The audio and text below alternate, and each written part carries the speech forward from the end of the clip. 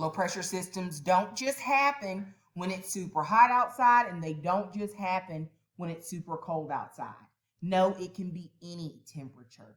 But what could a station model look like in a high pressure system? Well, in our previous station model that we drew,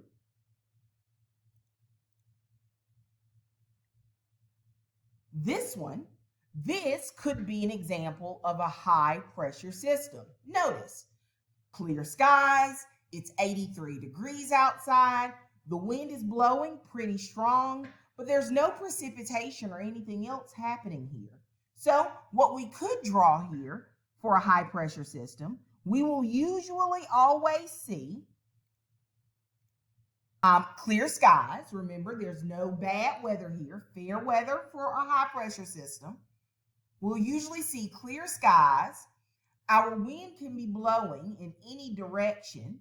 We could have very powerful winds, very weak winds, okay? And there could be any temperature. Just because it's a high pressure system does not mean that it's going to be super cold. It does not mean it's going to be super hot either. It's important for us to know that all that means is it's fair weather with little to no chance of precipitation. So if we continue on, when we look here, this is one of the simplest weather maps with station models that I could find. You do not need to draw this. I wanted to just highlight some things for you to see.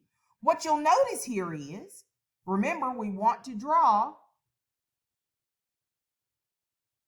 north, south, east, and west. We also want to make sure we have our secondary directions. So when we're looking here, we see that if we look at this one specifically, we see the wind is blowing southwest. Okay, it's blowing in this direction. It's pretty light winds.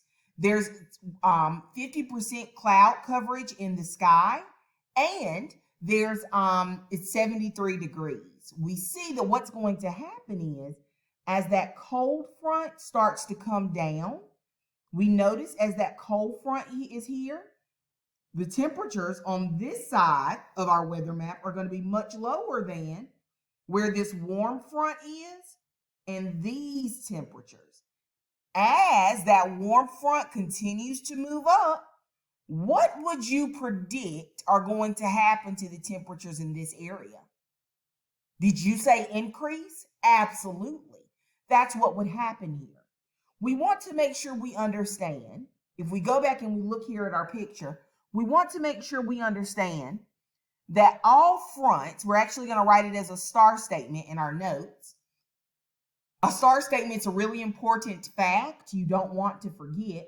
All fronts bring some sort of precipitation. So would I see a front with a high pressure system? Nope. Usually fronts are going to happen during a low pressure system. Let me say that again. Usually fronts are going to happen during a low pressure system. Thank you so much, guys. Enjoy.